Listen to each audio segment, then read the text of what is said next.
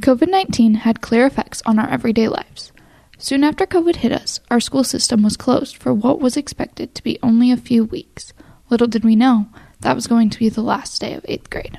In this episode, we will be discussing the different ways that COVID-19 affected media, and what that meant for our everyday life.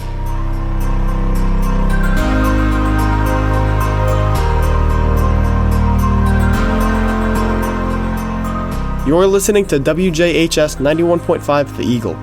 Welcome to Media in the Making, a podcast where we look at the evolution of media from the 1600s all the way to present day 2022.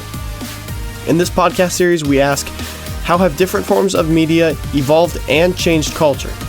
Media in the Making, where media and culture are always changing. Now, let's take a step back in time. For the remainder of the year, we would have to learn online. Many school systems used a site called Zoom, which is a website that is fundamentally identical to Skype. Teachers would hold their lectures over these Zoom calls. Students were all on video call but had to be on mute unless directly asked a question or had a question themselves. It was very difficult for us to learn new material. Learning material worked on barely progressed from the day school got shut down. Quarantine made me feel behind when I started my freshman year that next fall. What I know from talking to other students is that they shared the same thoughts. During the pandemic, schools were not the only ones to be using websites such as Zoom or Google Meet. People stayed active by using challenges made during the pandemic, such as the C10 Do 10 challenge. Marketing also changed during the pandemic. Since everyone was at home, they were spending a lot more time online. Companies understood this and used it to their advantage. Advertisers on Facebook changed their marketing from Wednesdays at 11 a.m. and between the hours of 1 and 2 p.m., which is when they marketed pre-pandemic, to Mondays, Wednesdays, and Fridays between 10 and 11 a.m. during the pandemic. Other companies such as Instagram and Twitter adapted their marketing techniques so their ads would get the most attention.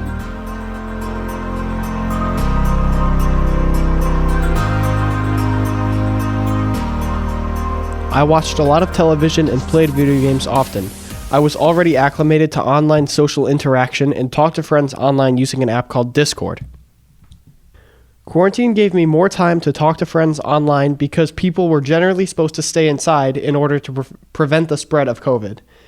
Since there was so little to do at home, talking on the phone was one of the few social things that you could do. When our school was in quarantine, I would often play video games while in class, yet I was still able to get better grades than usual since we rarely learned new things. After the school year ended and the next year was coming up, I had to look at how my dad's work was operating to have an idea of how my school was going to look. Enough people at his workplace got quarantined to send people online for 2 weeks. This foreshadowed that my year was going to be unpredictable.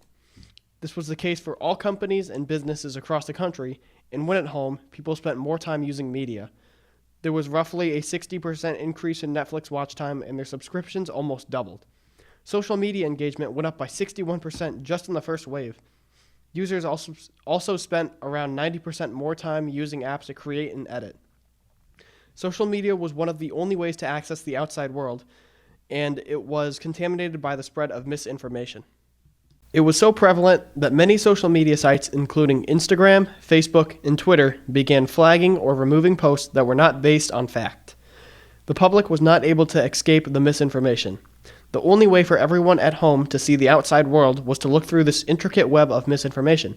People panicked, especially those with underlying anxiety disorders. Some even thought that the pandemic was going to be the end of the world.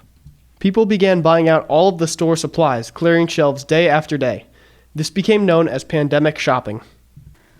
The pandemic raised awareness for false information and taught the public how to avoid it. It made companies like Instagram and Facebook aware of the spread of false information and forced them to do something about it. The public's usage of media developed, and people's online presence flourished. Through all of the pandemic, there was a sense of togetherness. A common phrase was, "together at home," which I believe is a good way of putting it. Media in the Making is brought to you by WJHS 91.5 and the Eagle Tech Academy Mass Media class. Media in the Making, teaching you about the evolution of media throughout history and its effects on culture. For more from the students, this podcast series is on 91.5's website, WJHS915.org. Thank you for joining us.